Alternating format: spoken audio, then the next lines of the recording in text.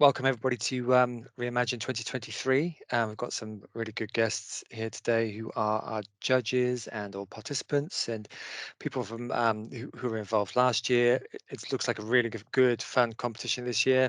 I'm not going to do any spoilers right now, but I've got some good stuff to be presented today. James is going to kick us off just to talk about it from his point of view in STEM. We've got our Chief Technology Officer, Caroline, who's going to talk about why Reimagine. And then we're going to move on to contributions from our judges for this year, Iman from Bosch and Simon from Creative Assembly, Alex from Siemens Energy. And then we're going to have a little bit of a word from Kerry, Notley High School, for last year's winners.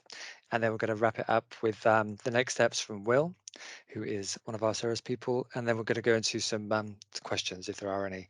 So I will now hand across to James to give his introduction. Thank you, James. Thank you very much, Dan. Welcome, everyone. So I'm James Bennett and I work at the STEM Hub, and we are the STEM Ambassador Hub for Central, South and South East of England. So in my role, we work with schools and STEM ambassadors to try and really inspire the next generation and to enable young people to think about STEM as a career for them. In terms of this competition, last year we worked with Ceres for first time, and the results was amazing actually to see some of the works coming out from students. And what I personally feel is a big benefit for this competition is actually for schools and to work with companies like Ceres to really try and bring the life of the science and the different subjects they're studying to life. Because I think that's really the core thing, is actually putting context to the purpose of actually understanding and putting into real life the things that they learn in school into practice. Thank you, James. Hello, I'm Caroline Hargrove. I'm the Chief Technology Officer at Ceres, and I'm thrilled to be once again part of this amazing competition, our clean energy competition in Ceres Reimagine 2023. So at Ceres, I'm used to hearing a lot about innovation and overcoming challenges and so on. And what was great last year as a judge is that I was so impressed by the level of creativity and ingenuity that the students showed in their entries. And I'm certain that this year will be wowed again with creative, original ideas to tackle the mission to net zero. And submitting all of this through a medium of video is amazing because it's something that everyone can then understand. So we're really, really looking forward to seeing your creative skills, depth of research, and how your ideas can really have an impact on the climate change. So I'm hoping that a lot of people will want to join this year again. And I'm going to be part of the judging panel, and the others I'm going to pass over now to Iman, our one of other judge that actually did it last year as well and was very keen to do it again. So over to you, Iman.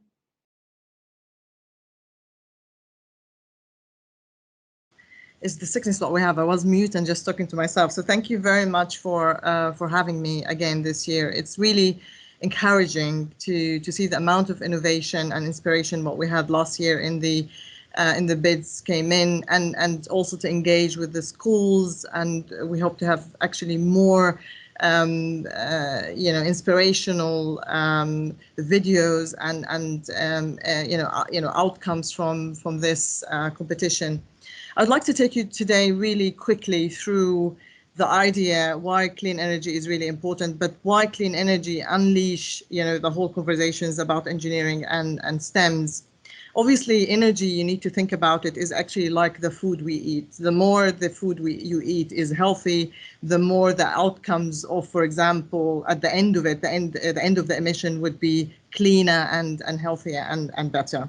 From the mix of energies, you will hear lots of conversations about, electrification. You will hear about ways of, for example, reaching out to the net zero carbon agenda. And one of that, obviously, to electrify what you can electrify from the, the products we have in our life. So there will be products in the transport side of things, the cars we drive, the buses we use, the rail, the underground, the tube, and all of this. These are all models of transportation actually using energy, different energy. It could be diesel, depending on fossil fuel. It could be also related to electrification. It could be also maybe running on hydrogen. And overall, in the whole this value chain, we can talk also about the consumer products we have at homes, like, for example, fridges or, mobiles you're using, all of the products using energy. These are products we need to actually to look into it to achieve the net zero carbon agenda. It's not an easy journey, because the more you look into it, you will then classify actually the following. They will classify, first of all, that you have a lots of businesses and companies are actually manufacturing these products. They need to be decarbonized. So, for example, if you have a factory, they will use energy, they will generate energy, and these energies needs to be actually net zero carbon. But also not only the factories what we have, but as well as you go to a second level is the suppliers we use in building our products, and then the third level, consumers, of course, and our lifestyle and choices we have to reach the net zero carbon agenda. There's no right or wrong, and this is really the message today. It's not right, for example, to say electrification is the only way, and it's not wrong to say that the hydrogen could be, for example, another solution considered in the heat side of things, or in the, if you like, aviation side of things. So what I'm trying to say, we need to be always open-minded, and there is no silver bullet. And what is really important in the whole product, you can see here these are Bosch products. Of course, Bosch is involved as a tier 1 suppliers in the automotive sector, but we also build the house appliances, we involved in digitalization, etc. So involved almost in all sectorials, industrial revolution. If you go to the second slide, please. Here is really some of the products what we manufacture, and you can see how we manufactured millions and millions of products which we put it in the marketplace. But it's always, as a consumers, you cannot look only on the product itself. You need to look in the whole value chain. So if I want to judge, for example, if a product is dirty or is clean, I need to look at it from well to wheel. You will say, what is well to wheel? Well to wheel means you look at it from the minute it's manufactured until the minute it's out for the consumers. Let's take, for example, in that case, a truck. So a truck goes be factors with all of the components you can see in here. So a truck have about 600 components, inside of it. Is the engine, is the injectors, is the tires, all of this. These components use energy. So these components, we need to look, did we actually use green energy? Did we use, for example, coal? Did we use electric energy? Did we use energy sources from renewables? These questions are important because it add to the emission analysis moving forward. And then you need to look into, for example, this truck has been, for example, manufactured as well as with green energy or not? And then it goes until the end of life for this product. Because if you cannot recycle this product, then that also has to be added to well to wheel. And then you need to make your assumption if this product is dirty or not. And I'm saying this because I hear a lot of, for example, conversation that the electric vehicles are clean or cleaner than, for example, the other existing vehicles. This is debatable. Why? Because if you look to the electric vehicles, they are clean on the emissions, what they produce in the comparison, for example, with petrol cars. But if you look inside it more in another look, you will then find out that the batteries are lithium-ion batteries and not recyclable. So this is something the engineers like myself and my colleagues and from Ceres and others need to look into it. How could we create alternative batteries that can be recyclable? Secondly is, the majority of the electrifications in that side of things could be mixed as well with 60% of gas sources. So we really need to look into the whole value chain of decarbonizing the supplier chain and beyond. And that gives you an idea how complicated that is. So if you look into this side of things and you see this is a fraction of the products what we have as Bosch, then you can see the challenge, what we all have in our hands. And that is actually emerging need to create and be creative on the way how we then build our products, but as well as on the way how we choose the products we would like to use moving forward. And that goes across the board. You could see here, for example, we developed an electric and battery for the bicycle. And you would say, why I need an electric motor for the bicycle? Because that will allow you actually to be greener, that will allow you to move in a longer distance, and as well as maybe not to use the car. And there are other modal shifts you can hear about it. I don't have much time, but I would like to go to another slide, please. Here you look in another way of looking into the net zero carbon agenda. As we look into, for example, electrifying transport modes like the vehicles, maybe our heating system with the heat pumps, etc., we look to another areas where it's really difficult to electrify. And these are, for example, one of the areas I mentioned already is the trucks. The trucks, the heavy trucks, they usually have a lot of weight. And the more weight you have, which is a physics, the more battery you need. And that is one of the areas probably be difficult because you will need probably 10 or 20 batteries for a weight of more than 5 tons truck. So that means is we need to look to another way of decarbonizing these difficult cases. Another way, for example, industry is steel industry, which cannot be decarbonized, and you need to use hydrogen. In whatever way what we are talking about, please always think about the whole value chain of the discussion, and don't be blinded with one effects of the elements of the net zero carbon agenda. We all need to work together to actually reach this target. It cannot be one company or only the industry. It has to be all of us individually to think. Even the food you are eating, you need to think about the source of where it's coming from and question it, but not only the product itself, but the whole value chain. And that is really my message today. I'm looking forward to working with all of you. And if you have any questions, happy to have it after. Thank you very much.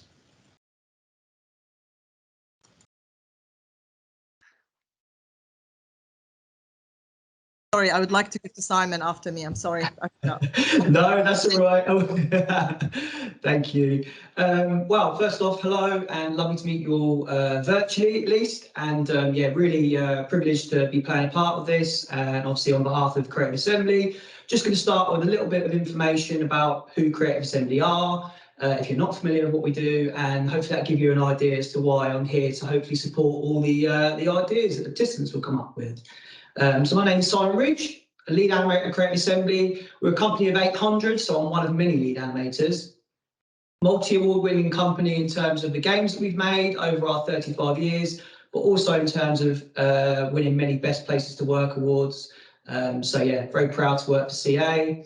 As I said, they're 35 years old, and we were bought out by Sega, who you may be familiar with as a brand, a name from your childhood. But yes, they're still going around. They purchased us in 2005, and really the company's grown. And I myself have been with CA about 16 years now, and to give sort of a bit of perspective, when I joined it was 60 people, and I say now we're over 800.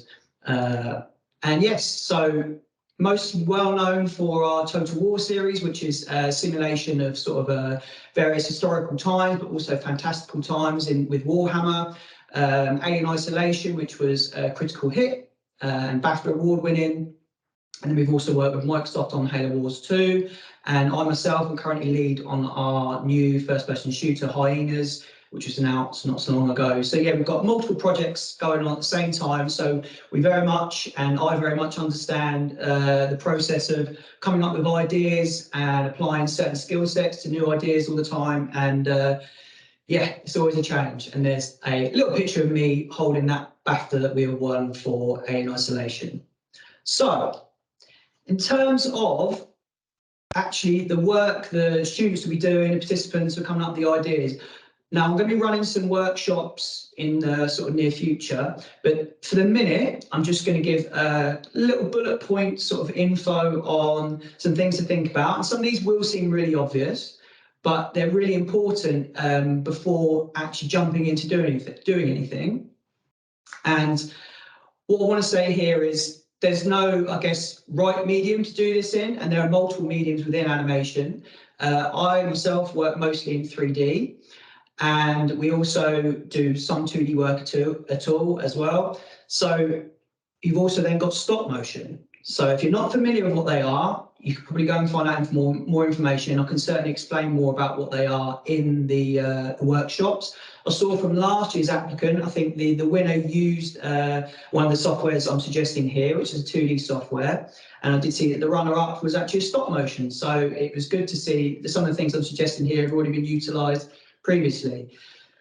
The apps that I'm suggesting here, just as a bit of a starter, they are free, and particularly that their Autodesk Maya, for example, which is 3D, is free for educational purposes. It isn't free for when it's used in a professional standpoint for us, but it is for all educational institutes, and they can utilise that. Procreate, Flipperclip, as I just mentioned, are 2D and are usually achieved digitally via an iPad or a tablet. And then there's also the stop motion app, and it is just called stop motion. Again, it's digital and can be downloaded on the iPad, iPhone, and that can be then used as a way of collating the work or the art of the idea as a set of photos, and it facilitates that in the application. So that's just a very, very small snippet of the things you could use in terms of software for this. And I appreciate that some of those may be very overwhelming to first open up. So I think it's really important here to sort of, before we go into those workshops, is to continue these, sort of consider these points here. So before starting anything, gather some reference of other ideas or other ways of doing what you would want to tell. So maybe some other adverts that have been on TV, other short films, for example, and they're there to guide and plan what you would like to do. And then think very, very simply about what is your message, what do you want the viewer and or the audience to know and feel, and keep checking back to those things as you work.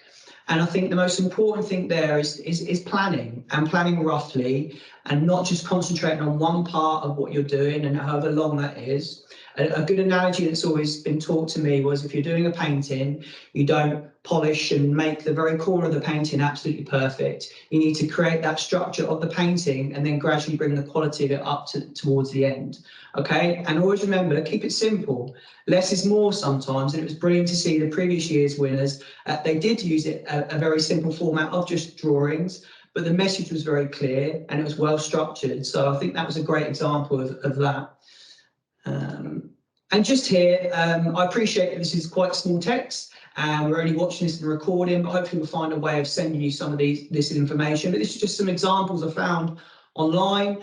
There's links that go with all of those images there of some short films and advertisements of different forms of animation, whether that be stop motion, 3D, 2D drawn, and then also some YouTube channels there of tutorials about animation itself, which I appreciate for someone starting from scratch, which I assume there will be plenty of.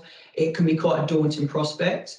And I think hopefully those that I've found there will give a really good sort of high level help towards starting that. And then some websites there if you want to get a little bit further into sort of the animation community and start learning a bit more. But again, I'll go over these when we get to the workshops. And then for those who are really interested, there's some books there that are considered kind of the Bibles of animation, so to say. I mean, the first one there is a very famous animator who framed Roger Rabbit, and the second there are two traditional animators at Disney, and they're very much a point of reference for every animator. There's a picture of me in a mocap suit, sorry. So CA as a company, we have our own mocap suite.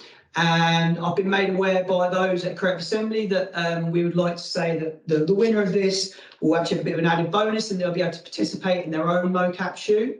So to say motion capture shoot, I'm using the lingo there, which would mean getting in the suit, acting it out, pretending to be whatever we would choose to be.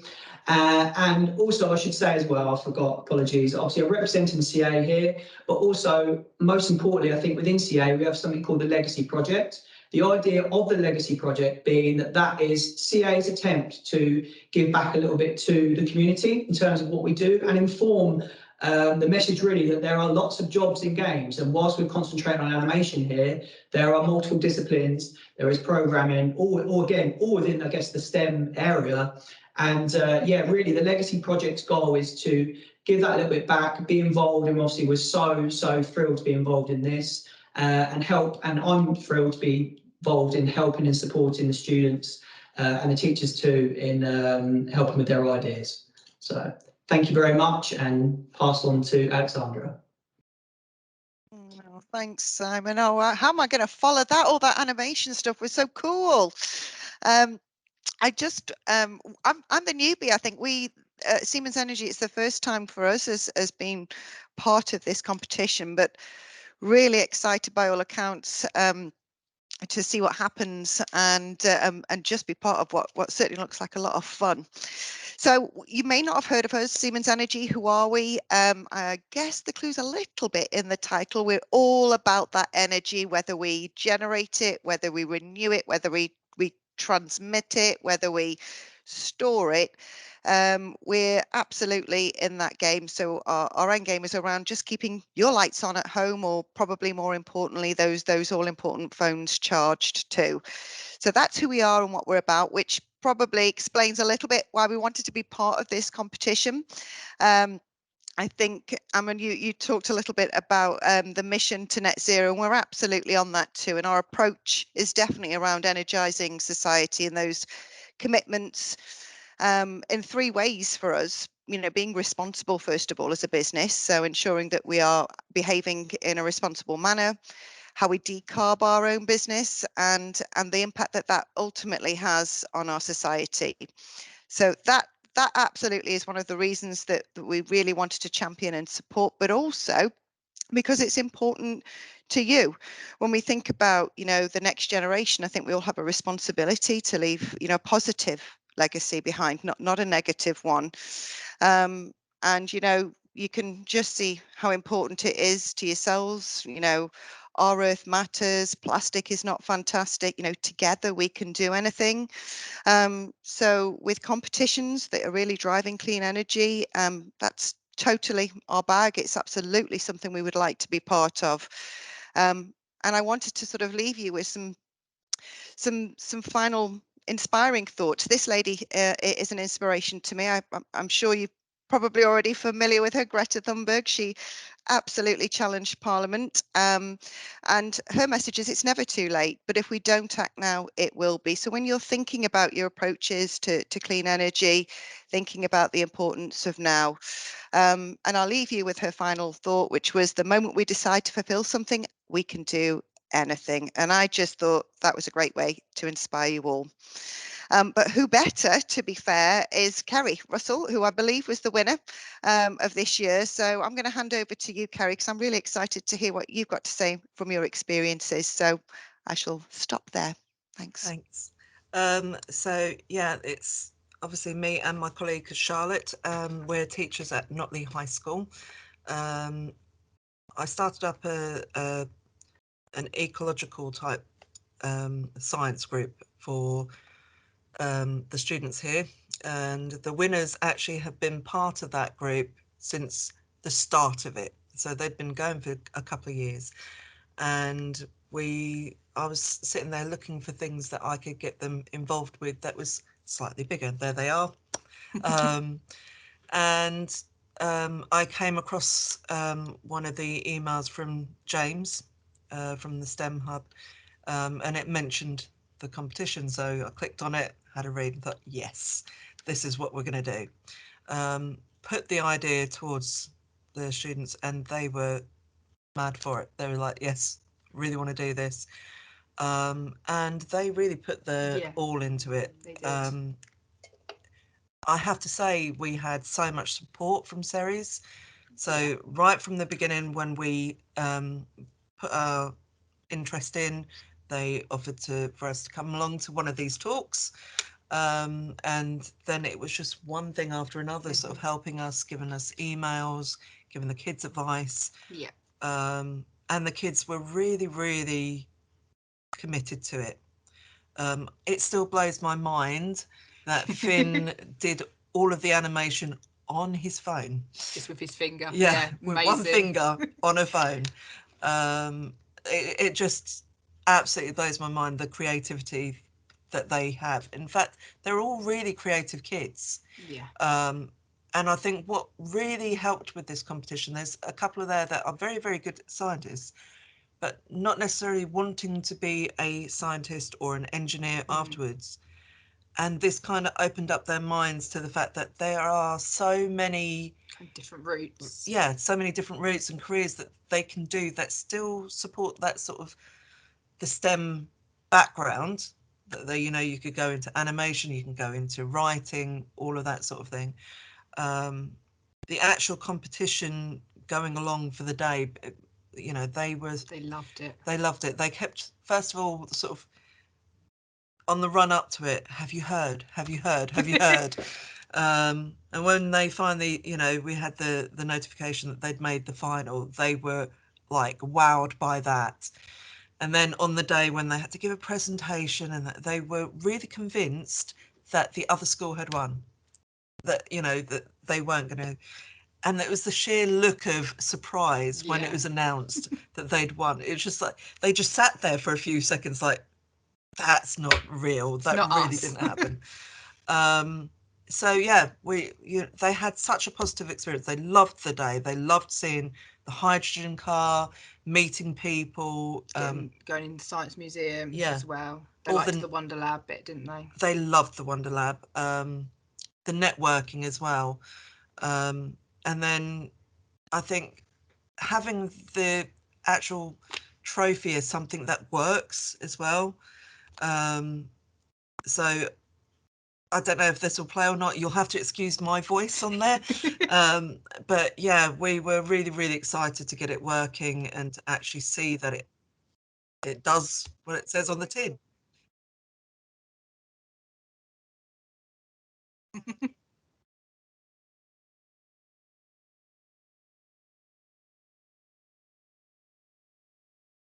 So yeah, it all works really well. Me and Charlotte, when we first got it running, I think we might have been just a tad more excited than the students. We were. It's like, oh! So yeah, anything scientific like that is really good. But it's nice that they can then actually show the other students in the year the possibilities. And we also plan to use the trophy in our lessons as well to demo, obviously, a hydrogen fuel cell. Yeah. But yeah, that and obviously the students love the fact that their animation was then made into something professional. That was huge for them, and that they can, you know, have a relationship with you guys in the future. And yeah, I think it's an amazing thing, and I would urge any school to take part. Yeah. Fantastic. I don't really think there's anything else I can say. It's just do it. It's really good. Perfect. Thank you so much. That's great to hear you've had such great experience, and thank you so much for sharing that with us. It's brilliant. No problem. Brilliant. Thank you. Thank you. Over to you, Will. Great. Well, hi everyone.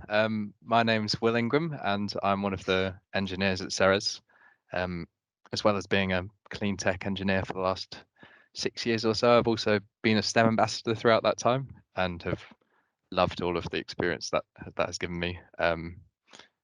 Not least last year's Reimagine competition. So I'm really excited to be involved again. So my role is going to be coordinating the STEM ambassadors and getting them in touch with all of the schools that sign up, and hopefully we can give you a really good support. So what are we asking you to do? So this is the brief. All of the schools, we're asking to submit up to 3 minutes of video explaining an exciting scientific concept that's relevant to the net zero mission. And we've got CA behind us to help out with you. So this should be an animation, and I'm very excited to see what you come up with there. So we've listed some ideas here of topics that you could choose, but we encourage you to do some research and have a think, get inspired by some of the words that Imam and Alex have shared earlier on the different areas that we can decarbonize. But 3 examples that you could take away as well. What happens when the wind drops or the sun goes down? If we're looking at renewable technology like wind power or solar energy, they're intermittent. So if we want to be completely dependent on them, we need a way of storing that energy. So the idea here would be to explain the future role of energy storage, such as hydrogen, in keeping that power and heating renewable. Another possible area that you could look into is this second bullet point. So hydrogen decarbonizes the parts other technologies can't reach. So there's lots of discussion about electrification, and that's brilliant. But I feel sometimes that the other side of the coin doesn't get discussed as much. So there are loads of carbon emissions currently from areas like fertilizer production, steel production, production of building materials and heavy industry, which can't be directly electrified. So hydrogen is a possible way that we can remove the carbon from those processes. So that might be one that you could explore. Another one that Imam touched on earlier as well was that not all fuels are equal, or not just fuels, also batteries as well, for fueling our transportation. They're not all equals, they've got their pros and cons. So this bullet point would be to explain how some of these technologies could be used to reduce emissions in the future, potentially to make marine, aviation, or even space travel sustainable. As Imam said, we've got to think about the whole life cycle of these products. Another one which isn't on this list, but might be something to look at. I've been trying to explain how a fuel cell works for the last 5 years. So it'd be brilliant if someone could come up with a really innovative way of explaining that complex technology in a way that anyone could understand. So that's the brief, and we can dig into the details of it a bit later in the questions. But next, we're going to go into the timing of the competition. So we're at the launch event today. By October, we'd like to get the submissions of interest from all of the schools in so that we know who we're dealing with and that we can then start to support you. So what we did last year is we set up each school with ambassadors from our STEM ambassador team, and they became your buddy that supported you throughout the whole competition up to the submission deadline at the end of March in 2023. Once you've all submitted, then we will convene with the judges. They'll look at all of the great submissions, and we'll create a shortlist for the final, which will be in May. We will announce the shortlisted schools in May, such that they can come to the award ceremony in June, where we'll finalize who's the winner. So the last slide, we're just going to give you a couple of tips and pointers about what we were looking for. So you've heard from some of our inspirational judges, and these are some of the things that they're going to be looking for to choose their favorite entry. And it's not going to be just one winner. There will be a best animation, best scientific research, and best overall. So what are we looking for? We're looking for originality. Is your idea new and unique? And this can either be in terms of the technical content that you've explored, or the viewpoint that it's portrayed. Have you looked at it in a way that no one's looked at before? Second, creativity and visual content. How well have you displayed the idea so it's engaging to a wide audience? And that's something that is really difficult for us engineers to work out, is how do we take these complex technical topics and explain them so that anyone can understand? I think that's a brilliant skill that we could learn more from the guys at CA on there for sure.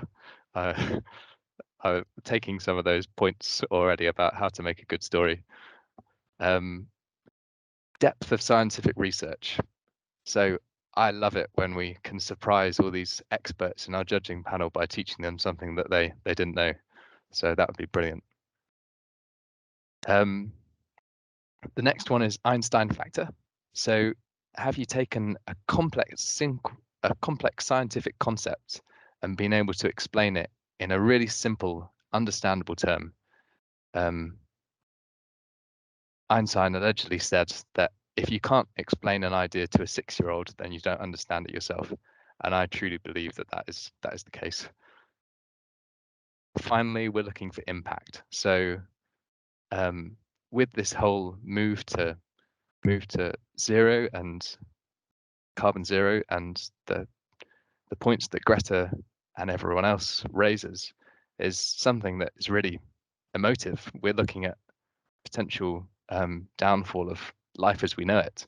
So we're looking for you to use story and the animation to really inspire us that some of these technologies are going to be able to change the world and save us basically from this environmental issue. So yeah, that's all I think I had to say. We'll get much more into the detail of these when you get your supporting ambassador.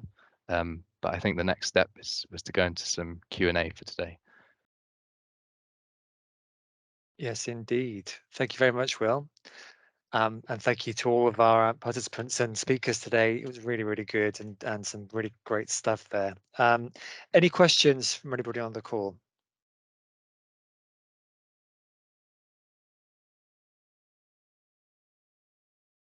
Any points of clarification or any final thoughts from anybody? Okay, no problem. Well, you've seen it put into the chat. Thank you, Jenna. The resources that have been shared in this call, the website, ceres.tech, Reimagine is the place to go to register your interest.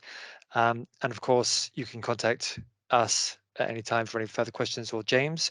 Thank you to all of you for being part of this. We really appreciate it. This is obviously just the beginning of the whole thing for 2023. Which is really tremendously exciting. So thank you again for being on board. It's going to be really cool. It's going to be really fun. Talk to your schools, talk to your kids, talk to your colleagues, share it around, get in touch, get involved, and we will see you soon. But again, thanks to everybody on the call, and all the best.